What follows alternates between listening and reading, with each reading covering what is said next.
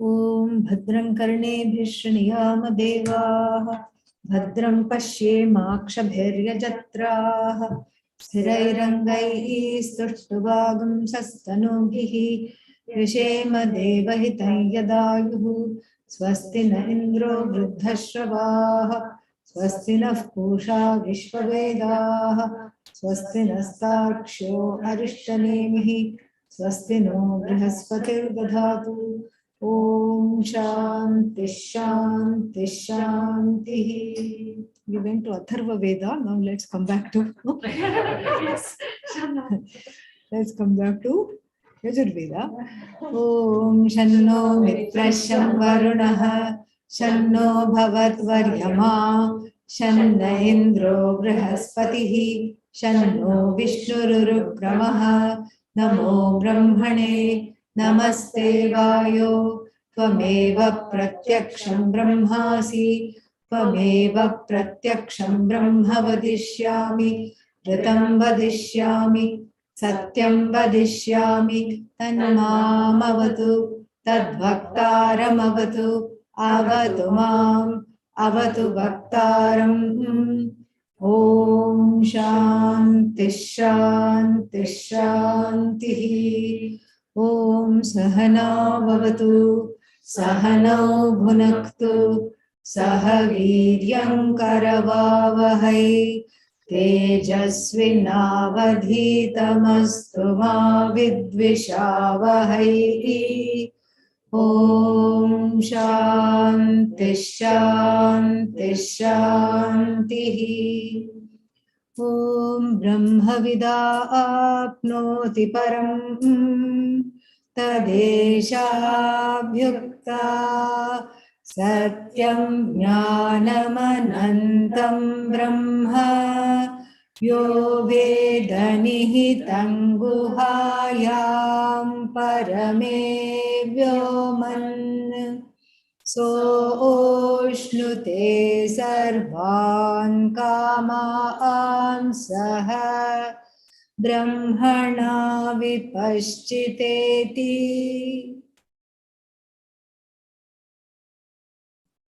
Last time we saw, what did we see? We saw how we are in the section called Brahmavidya Phalam. Brahmavidyayaha phalam. Phala means what? What do I gain out of this Brahman? What do I gain? What is it that I gain as a result of knowing Brahman? And if knowing Brahman is being Brahman, that means what? Why should I be Brahman? What do I gain as a result of that? That I have to know. And so this is what is. This is the section. And we have seen how we saw this part. Let me just read the Bhashya from there. Saha eva brahma vijanan kim iti aha. So, kim bhavati, what happens if you know Brahman? Iti aha. This is what is said. Ashnute bhunkte. Ashnute means eats. And then Bhashyakara gives the Paryaya Shabda bhunkte, which also means eats, yeah. So, what eats what? Sarvan Kama. All the Kama, as we saw last time, was translated into Kamya Padartha. Yeah, Kamya Padartha. And so this is what it was, Kamya Padartha, Sarvan Kama. Kamya Padartha and Kama, what's the difference? No difference. Kama means desire. But here, Sarvan Kaman Bhunkte, you don't eat the desire. Yeah. If you eat the desire, you become Mukta Purusha. Yeah. You become a free person.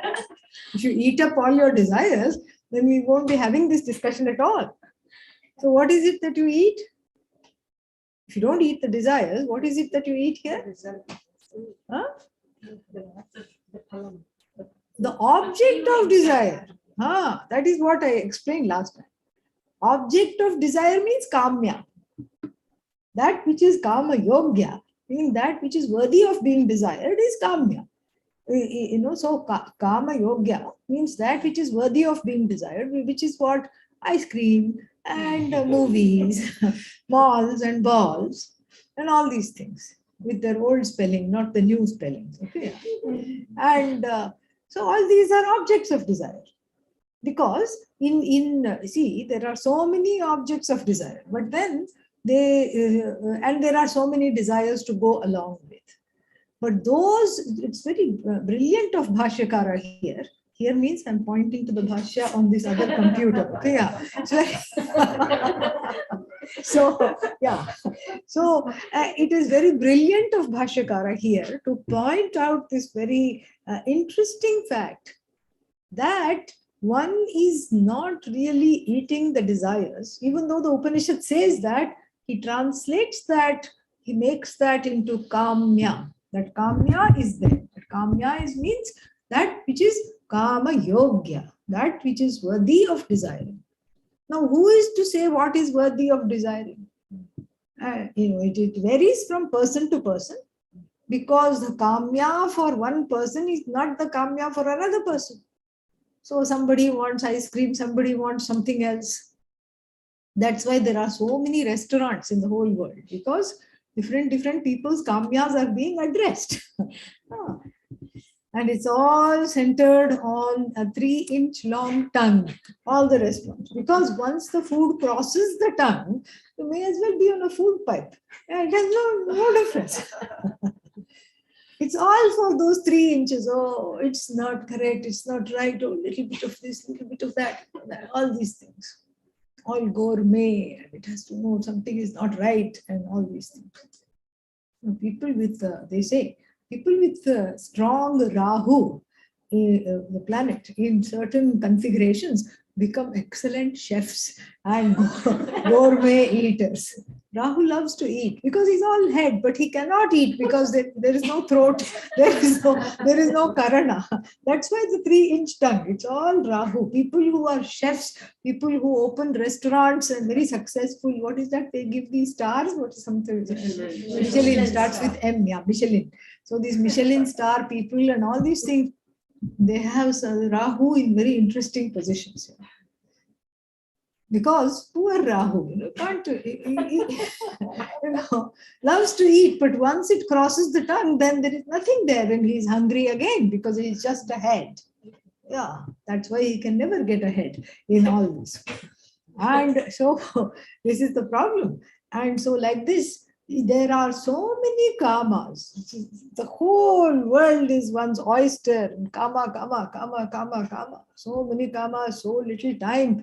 There is kama, kama all the time. And then it takes certain people to want certain things.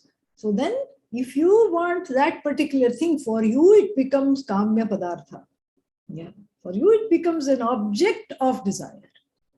And so if you're talking about people in general, sarvan kaman samashnite. So all the objects of desire that one person has is immediately fulfilled in one stroke. This is the prophecy, this is the promise, this is what is the, in short, Brahma Vidya Yaha Phalam, the fruit of knowing Brahman. As what?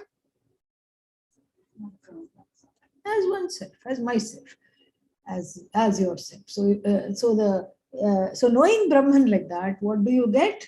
You get it's as good as eating all the things of desire at one time. All the desires, or rather the objects of desires, are fulfilled in one fell swoop, effortlessly, without any problem at all. This is what is talked about.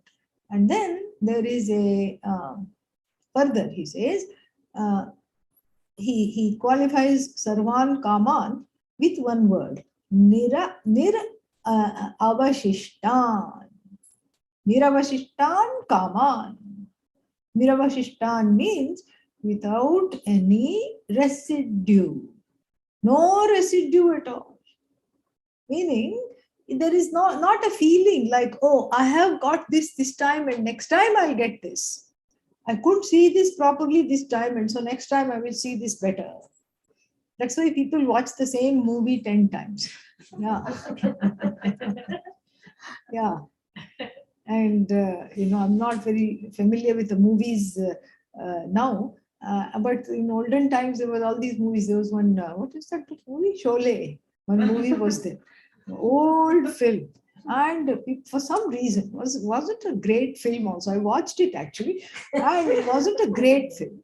I just thought it was a huge waste of time. But then people loved it. I don't know why. People memorized its dialogues, and that the dialogues were being talked about in the street. The songs were being sung on every child's lips. The songs would be there, and it was not a movie that was particularly what's the word for it, appropriate for children, but still. And the villain was dearly loved in that film. What was his name? Gabbar Singh. Gabbar Singh. Villain was very dearly loved, and just completely. And the people were and it was actually a very gory story. But then people loved it, and then people said, "Oh, I missed it. Oh, did he? Is that what he did? Let me go see it again.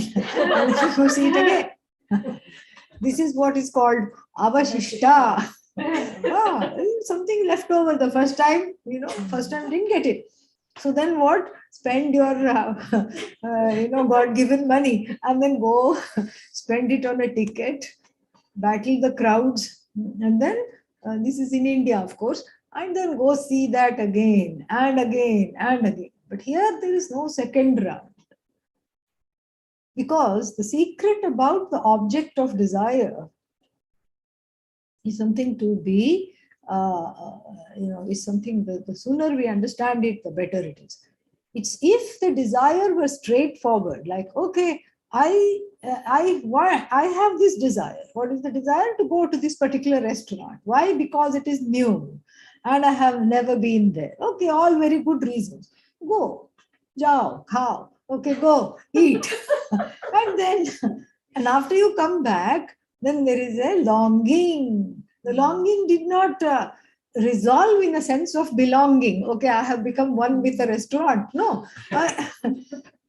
There was oneness. You can have only a slight amount of oneness. You can have oneness with the restaurant. How is that experienced? You can have oneness with a particular table that you're assigned. And then you are still, oh, I wish I had that other table which has a better view. And these idiots are sitting there, somebody who came before you, okay?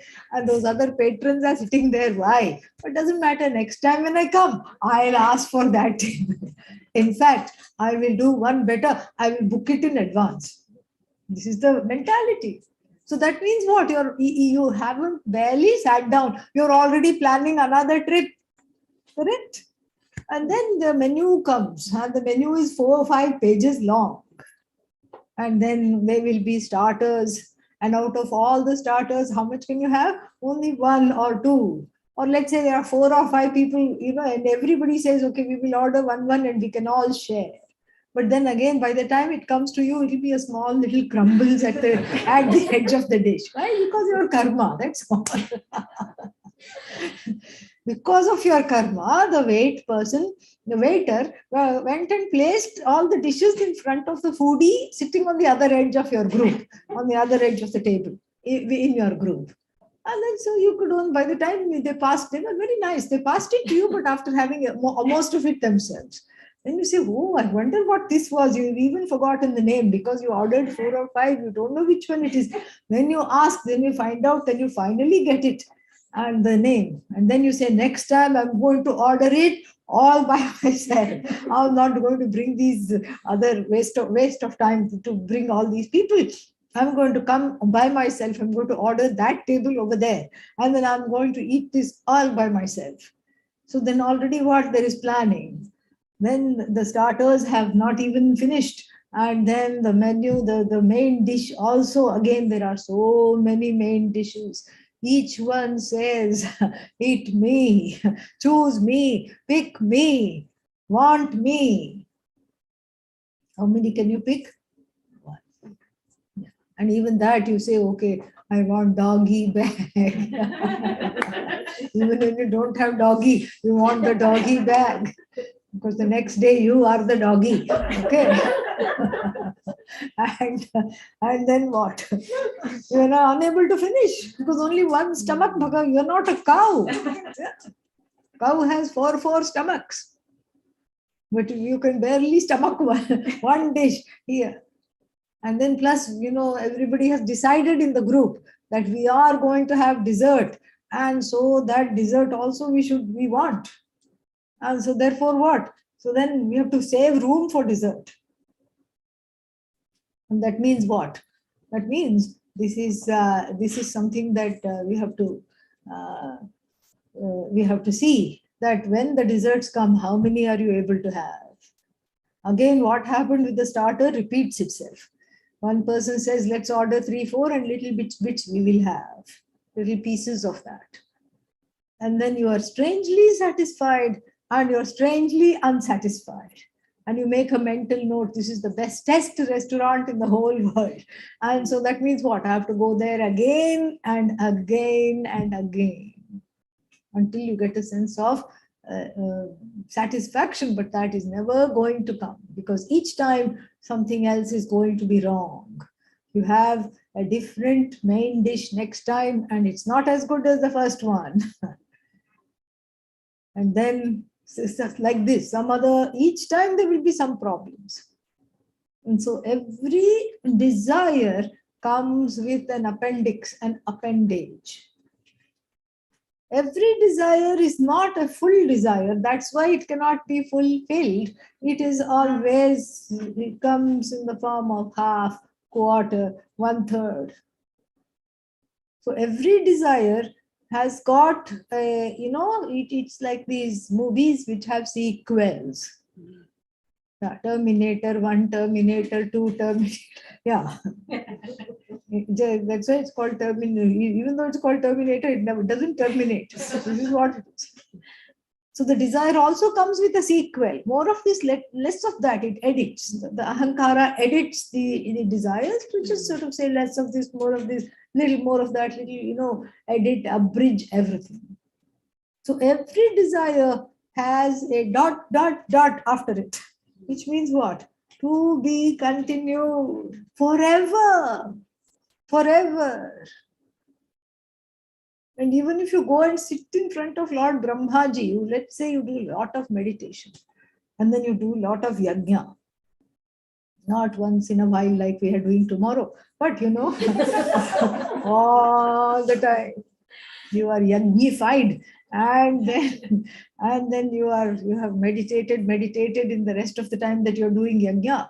And then you go sit in front of Brahmaji and then Brahmaji says, okay, I think that if you just study the Kathopanishad, you can get Videha Mukti, you can get Krama Mukti, you can get Moksha. And you said, no, there is that favorite restaurant. I think I need to go back. What a travesty. So sad only. So sad.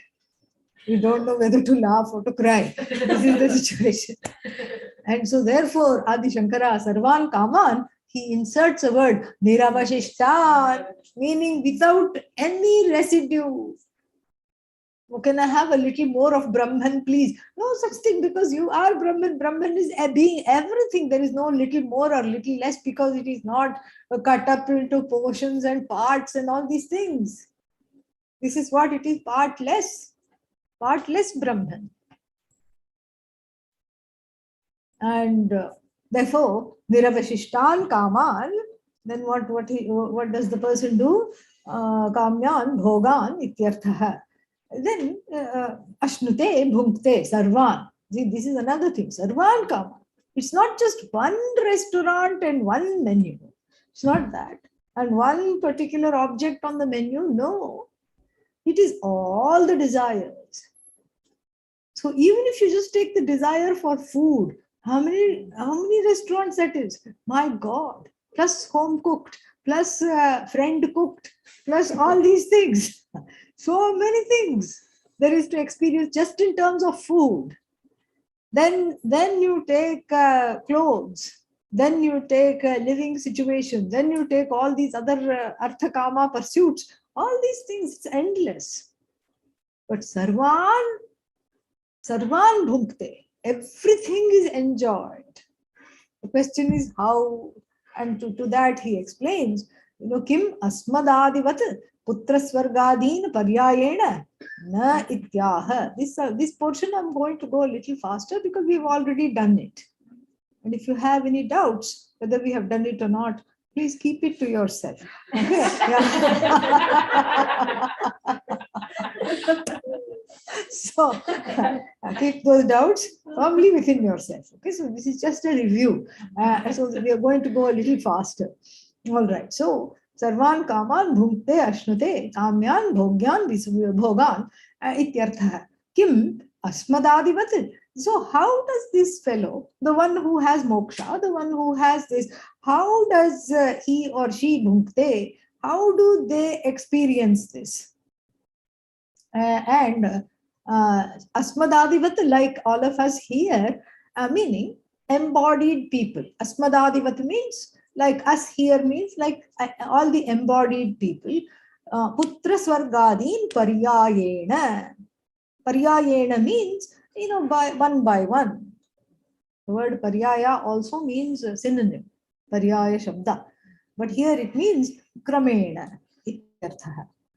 So, asmadadivat means like us here in the Martyaloka, in the world of mortals. How do we experience the object of desire? One by one. So, supposing you have a desire for a grandchild, how do you experience it? First, you have to get married. Okay. Oh, I hadn't thought of that. Yeah. Then, or somehow, these days you don't have to get married, but somehow you have to produce the child. Okay. Either adopt it or surrogacy or something, or give birth to it, however you want to produce the child. Then you produce the child, then what? Then you have to make sure it is alive. And in the beginning, it's always touch and go. Suddenly it stops breathing. Suddenly something happens. And it gets sick. It is all kinds of things are going on. It has some congenital problems. All these things are there. Genetic issues from birth itself, chronic issues, all these things have to be taken care of. Then you grow it up somehow with great difficulty. You have to feed it not just once. You don't feed it once and then say, okay. So, and then it grows up. And then, because it is your child, it doesn't want to have other children. Okay, that is a karma. Again, it wants to be free. Or let's take it, even it wants to become a sannyasi. It doesn't want to be burdened with children and all these things. It wants to be a sannyasi. It says, okay, no, I don't want all these, all these things because it's such a big commitment. In America, they say 18, but here even American parents, they do, especially after the pandemic, all the children have moved back in, okay? And so they also parent much longer. 18 is just a cutoff point, I suppose. But a parent means a lifelong kind of a commitment. It's a very big commitment. And so then after that, then somehow you have to trick the child, you have to blackmail the child emotionally and say, oh, when am I getting my grandchild, all these things. And then with great difficulty, then you can enjoy the grandchild. This is called paryayena. One, first you have to enjoy the child, then you enjoy the grandchild. It will not happen just like that. So that is what is called paryayena. And here he gives, this is Adi Shankara at his best. I mean, this is why we love him so much. His writing is just so clear, precise, and so timely. He gives the example, putra swargadin, adipadat, grandchild, etc. That's why I gave that example. Putra means child. Swarga means heaven. So can you enjoy the child and heaven at once? No, not possible. Not possible. Why? Because the child is here and heaven is elsewhere. And it's not that you can, go with the child to heaven. That's also not possible, because even, let's say, like, unfortunately, God forbid, there is death in childbirth. Both the mother and the child perish, let us say. What is the guarantee that they'll end up in the same place? Because each one has its own karma. So the mother and the newborn perish, but that doesn't mean they'll both go to the same heaven and they'll be in the same room. You don't know that.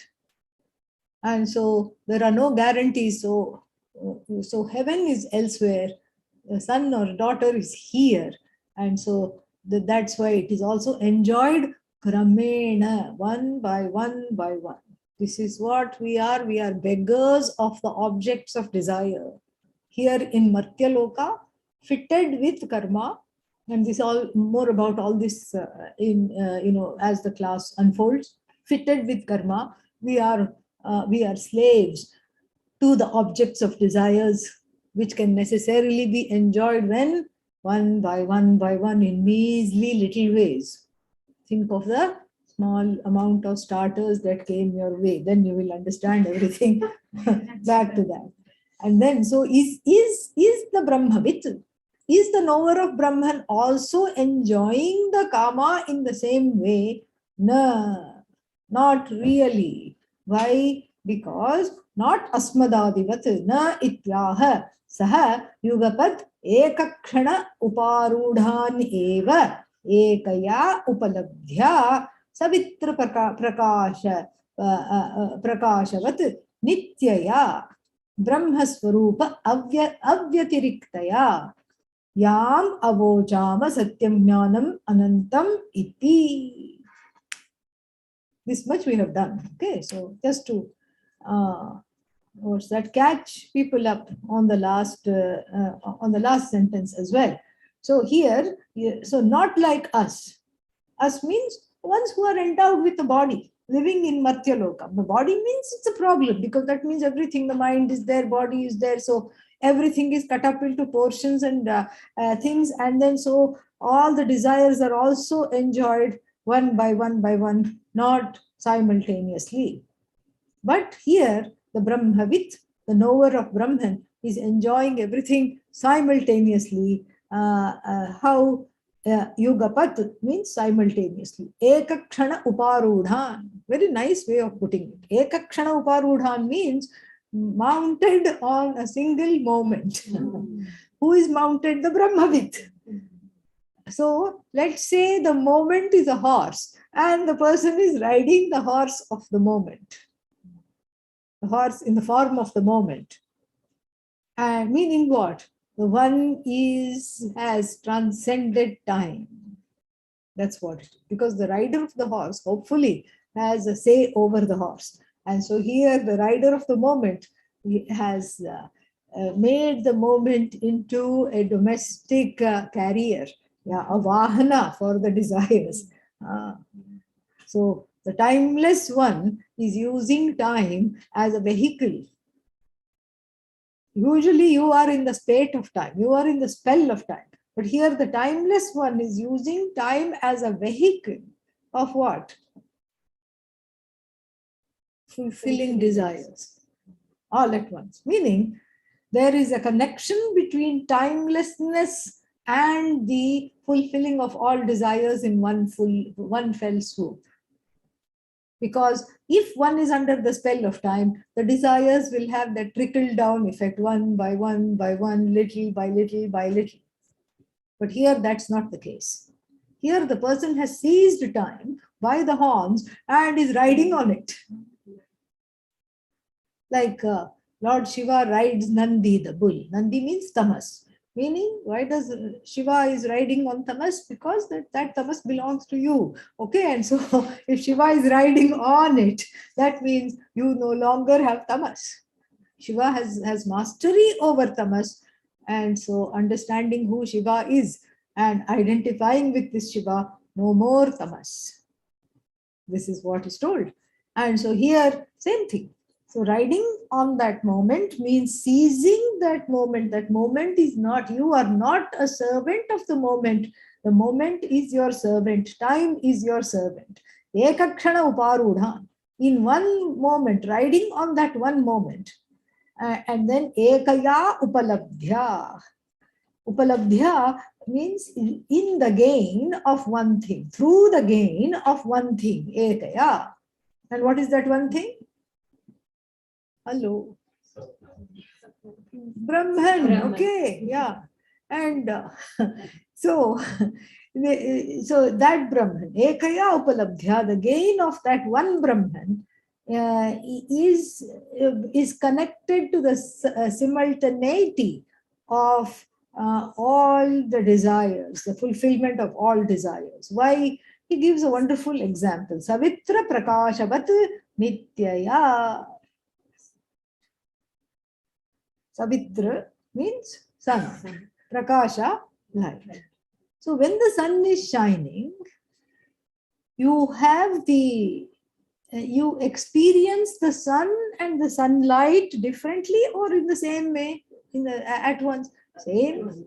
Yeah, at once you experience sun. At once you experience its light. You see the sun, supposing if it's a cloudy day and the sun is a little off, you see the sun and the light at the same time. It's not that first you experience the sun and then you experience the light of the sun. So this is a very fantastic example because, to understand all the desires being fulfilled at once when Brahman is known is very, very far-fetched, right? So here it has become much more accessible because we have a laukika udaharana, we have an example in the world itself, in the everyday empirical world. And what is that example? You see the sun, you see the light of the sun. Just like the light of the sun is non-separate from the sun and the two can be experienced simultaneously, similarly, all desires are experienced, fulfilled simultaneously with the knowledge that one is Brahman. This is what it is said, Brahmaswar. And why is that? Because, and the reason is given here, Brahmaswarupa avyatiriktaya. And this is happening because through the fact that you are non-separate, your Swarupa is non-separate from the Swarupa of Brahman. This is something so beautiful. So your Swarupa and Brahman Swarupa are non-separate. The two are one and the same. And so therefore, if you are Brahman, or when you are Brahman, when you know that you are Brahman, then what is that? Then all the objects of desire, what are they? If you are Brahman, what are the objects of desire? They are also Brahman. Okay, now let's just get one thing straight. All right, yeah. So whatever question I ask, the answer is Brahman. Now that you know the answer, next time don't disappoint. Okay, yeah. So if you are Brahman, what is the objects of desire? Brahman. Exactly. And so, if you are Brahman and objects of desire of Brahman, what is there to experience other than non-simultaneously? What is there to experience non-simultaneously? Everything is simultaneous because you are what you desire. That Brahman is what you desire. And not knowing that, the desire is splintered into so many shards and fragments. And then you step on them and get hurt. This is in the process of trying to fulfill them. This is exactly what happens. So, Brahma Bhutam, so the person who is Brahman finds out, when you know that I am this Brahman, you also at the same time find out that there is nothing other than me, there is nothing left to desire. Yam abojama, that which we had talked about before. And what is this Brahman? Don't say Brahman again, okay? Yeah. Satyam jnanam anantam iti etat. Yeah. So what is this Brahman? Satyam jnanam anantam. This is much more fun than doing it in a room in India, okay? Yeah. So at least for me. What is that? The subject matter is no different, but there is, what should I say? There is a certain, There is certain life that you can interact with. Yeah. Real life, not Zoom life. Okay. Yeah. So then, Satyam Jnanam Anantam iti, that which we had already talked about as, that which we had talked avojama, which we had spoken as what? Satyam Jnanam Anantam, that which we had defined as Satyam Jnanam Anantam, that which is existent, that which is in the form of your own awareness, consciousness, and that which has no kinds of time-wise, space-wise, object-wise constraints. Iti. So now, tad uchyate. Now the Shruti says tad uchyate. What uchyate? Brahmana saha. Sarvan kaman samashnute. Up till now we have studied. Now we are going to look at Brahmana saha. See, the word Brahmana is third case of Brahman. Okay? Yeah. And then Brahmana, instrument. Brahmana saha. This also we have done. Like, like the Brahmana, putrena saha gacchati. Where gacchati? Where does the person go? Putrena saha gacchati means goes somewhere. Let's say griham gacchati, goes to the house, back to the house, or prasadam gacchati is a guest of the king in the palace. So the Brahmana goes along with the son to the palace. Does the palace belong to the Brahmana? No, Brahmanas are supposed to be very, very poor. Yeah, at least in the ancient times. And because they are just living on alms, living on whatever is given, they don't have a right to demand anything. They are scholarly, and they are not allowed to ask for things. They just subsist on what is given. And so putrena saha. So let's say the Brahmana, because of his erudition, was invited to the palace and decided to go along with his son or daughter, went along with the child to the palace. So grammatically, the sentence is like this. The Brahmana goes to the palace. That is the mukhya, that is the main sentence. And then you have an auxiliary phrase. How? Along with his son, along with his child, along with his daughter. So then, if the word saha, if it is like that, that then it should Brahmana saha. Brahman here means maybe Brahmaji or maybe Brahman, some kind of a elevated Ishvara. This also we can see. We can think about some elevated type of Ishvara kind of character sitting there in Vaikuntha, Mahavishnu or Shiva, or however you want to think about it. And then you just go sit in front of this Bhagavan, or sit in front of Brahman. And then Brahman, in front of Brahman is a huge spread, a buffet. And you can't eat before Brahman eats, because Brahman is big. And Brahman will eat everything and leave you a few scraps. Then you say, how was I different than going to that restaurant in Martya Loka along with some foodie friends who were very fast eaters? How is this different? No different. So then this saha has to be understood properly. It is not like, like saha doesn't mean along with. That is what has to be understood here. It is not along with Brahman. Brahman is also enjoying, and along with Brahman, I am also enjoying. This is not the idea. Saha means here Yugapat, and Brahmana, it's a special third case, as I talked about last time. And what is that third case? It's a Itham Bhute Tritiya. Itham Bhute means in this particular form. Brahma Bhutaha Ashnute means Brahmana Saha means Brahma Bhutaha means being Brahman.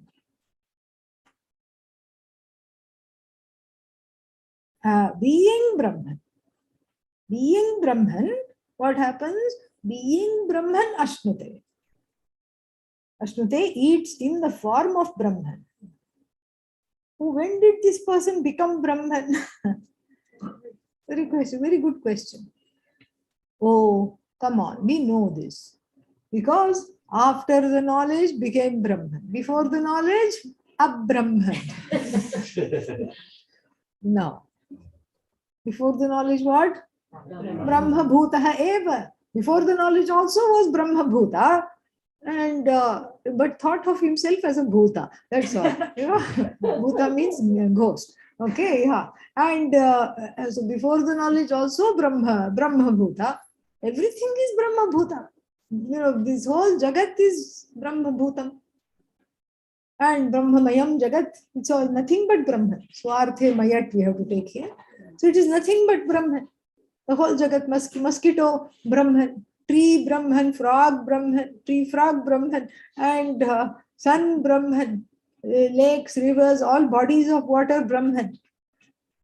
And this ignorant fellow, Brahman. Then what does it mean, Brahma Bhuta? That is only from the standpoint of the one who doesn't know. Because if you don't know you are Brahman, you take yourself to not be Brahman.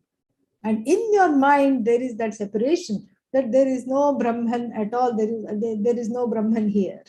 I'm not Brahman. I have to become Brahman. And so the Shruti here is going along with one's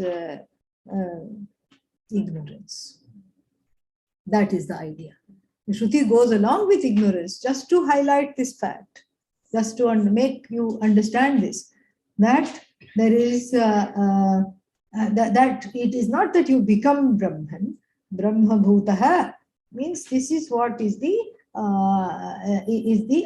idea that you were always Brahman, but now you know it.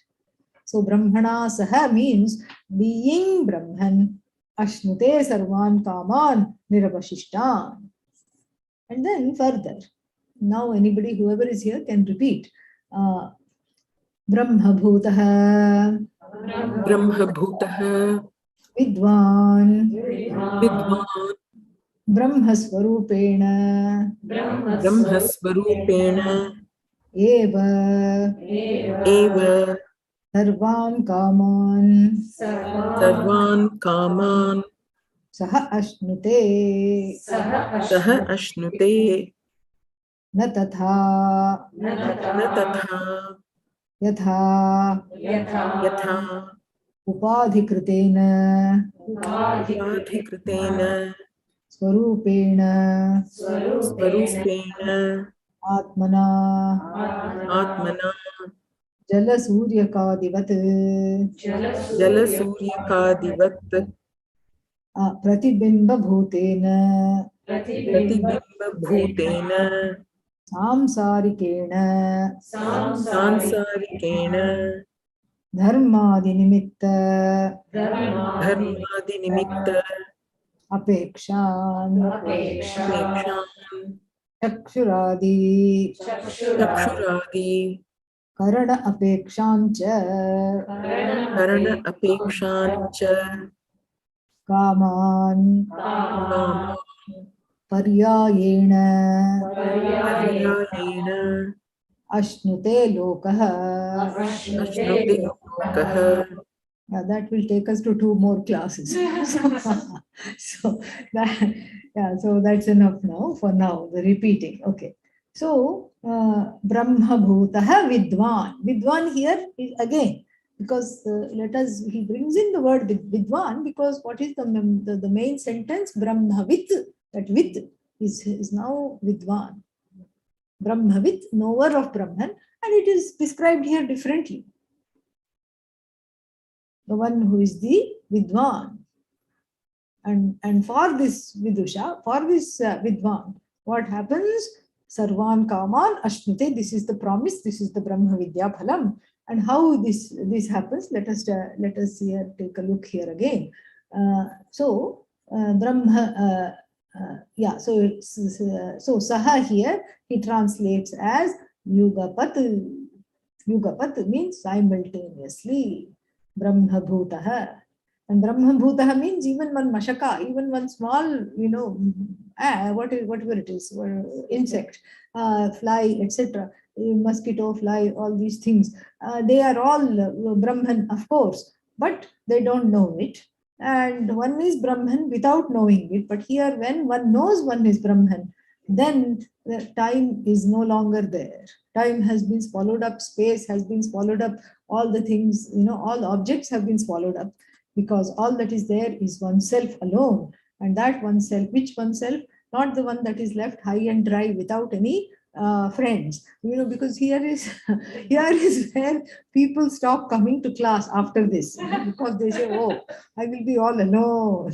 I will have no friends. So what if they steal the appetizers? At least they were there. At least I could call them and I could go out with them. And here I will just be look here, Brahman, look there, Brahman, look in the front, Brahman, Purastat, Brahma, Pashchatat, Brahma, Uparishtat, Brahma, up Brahman, down Brahman, to the left Brahman, to the right Brahman, and then all the cardinal directions Brahman, the non-cardinal directions Brahman, up Brahman, down Brahman, in Brahman, out Brahman.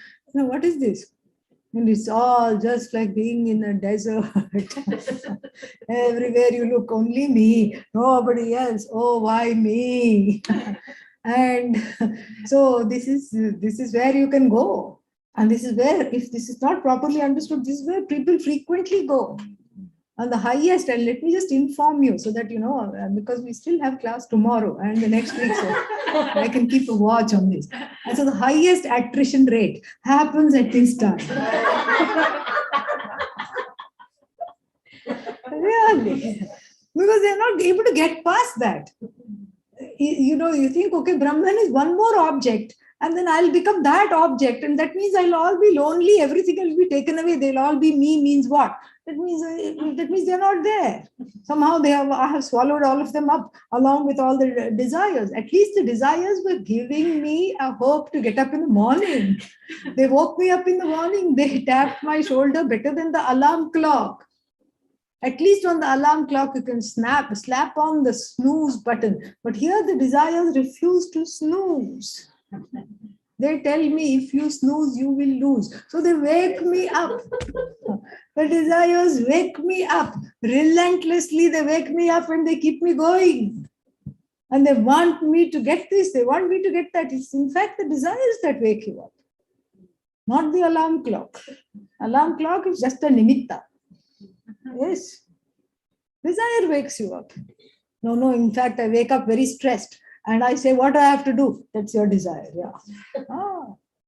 That pressure to do, that's the desire. The pressure to do comes from some kind of an accomplishment. Because you can just say, oh, I don't have to do anything. Then, so if this is the case, then then there are two big problems staring at us in the face. What are they? First one I have already said. I'm lonely. Yeah. There is one Upanishad called Kaivalya Upanishad. Okay.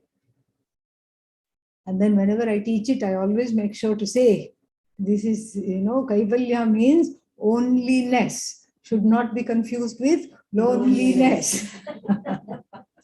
Onlyness is not loneliness. It's only. Only this. Now, this is something which is extremely important. So that is the first thing that we have to ward off from the thinking. How, the Bhagavan Bhashyakara will himself tell in the coming lines. And the second problem has to do with, the second reason why there is a high attrition rate at the closing of this mantra, at the conclusion of the Bhashya for this particular mantra, is because there is this feeling that, okay, desires are waking me up, all right.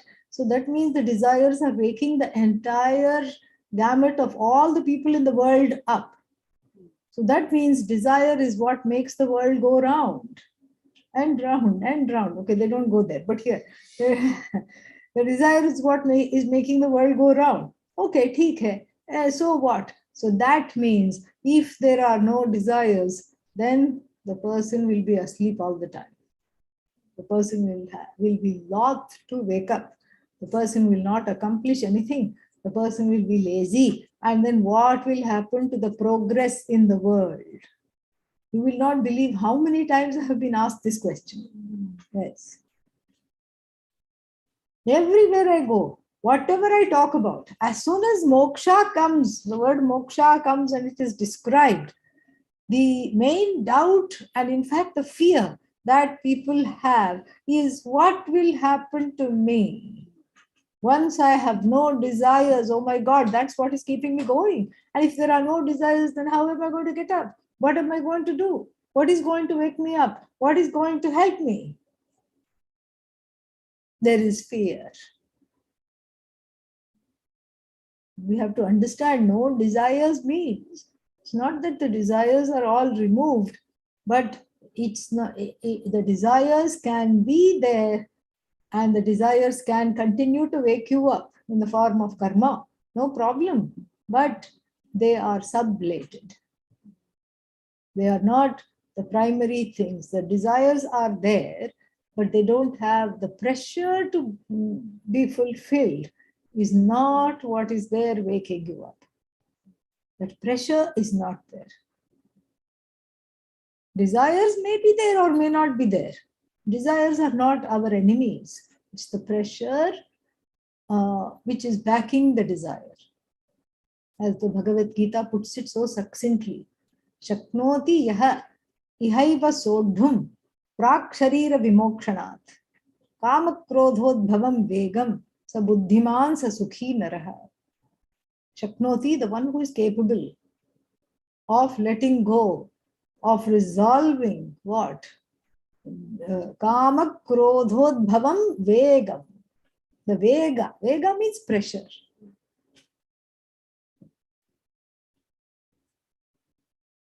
It's the name of a scooter in India. That, it goes very fast.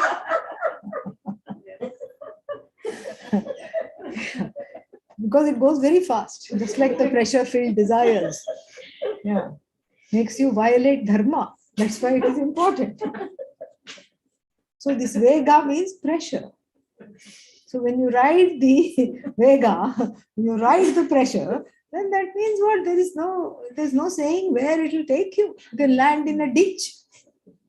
All this they didn't think of, the makers of the vega. And so this is important. That the pressure is removed. It's not that the desires cannot be removed. Why? Because Ishvara Srishti. Sarvesham buddhau ragadveshau vyavasthitau. But you don't come under their spell. Ragadveshas are there. Kamosmi bharatarshabha. All this the Bhagavad Gita, details very, very, very, very succinctly, very, very eloquently. Lord Krishna tells, I am in the form of desire. So removing the desire or trying to remove the desire is not our focus. That means removing Lord Krishna from the heart. Why would anybody in their sane mind want to do that? So it's not about trying to remove the desires, but manage the pressure that the desire comes accompanied with. So we are not trying to remove the desire, because even if you're successful in removing every desire, then you're stuck with a desire to remove desires. Oh, I should not have any desire. That is a desire, isn't it? Yeah. Then how are you going to remove that desire? Then you have to desire another desire. I should not desire to remove the desire. And I should not desire to remove the desire. Like this will be an infinite regress. We'll be here all the time without going anywhere. And so therefore, the person of self-knowledge has no pressure. Oh, but then we'll be just a blob sitting somewhere, accomplishing nothing. Says who? Says who? The person is free enough to fulfill all the other desires. Loka Sangraha, it is called. Fulfilling the desires of the people who are frustrated, who are upset, who are, not out of a sense of codependency. Oh, okay, I have no desires myself. Can you please give me some of your desires so that I can vicariously live? Not like that. Na tatha, not like that. More in the sense of, that I am here and there is a need there. There is a need there. And why not I do this? It's only just like that.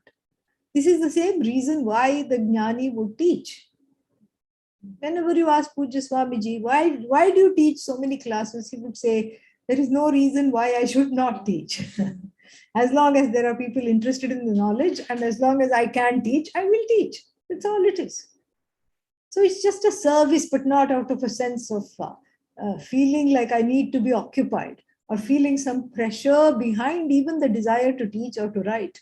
It's just a spontaneous expression of whatever is there, because one is in tandem with Bhagavan. And so whatever happens, happens.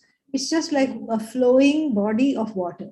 It fills up the holes without thinking, oh, there is a person with a big hole, let me fill it up. No, it just naturally does it. It fills up certain holes and certain holes are left behind high and dry because it has changed its direction. That's how it is. Depending on the karma of all the holes in the universe. And so some are fulfilled, some are half fulfilled, some are not addressed, etc., etc. And so this is the reason why you have to come to class from now on, because these two things have been taken care of. These two things have been taken care of. And what are the two problems? One is, oh, I'm all lonely. You're not lonely. You're fulfilled. Oh, but then I'll be just by myself. You won't be by yourself. Why? Again, the hetu is Ishvara Srishti. Ishvara Srishti is there. It's not that as soon as you get self-knowledge, all the objects in the world are going to disappear into you. That's all cognitive. Tree will be tree, but in your heart, it will be me. Yeah, that's the beauty of it. Tree will be apparent to you and available to you as an object, but you know that it is the subject. It is non-separate from the subject. Tree is me, you know that. And you don't need to show that off. You don't need to show that off by climbing it and hoisting a flag on it or cutting it down and showing your supremacy. There is nothing supreme here. There is no supremacy here. Tree is tree, but I know it is me. Sky is sky, but I know it is just I. It is but I. Like this, the whole world just shines as an extension of you. Tell me, where is the loneliness here?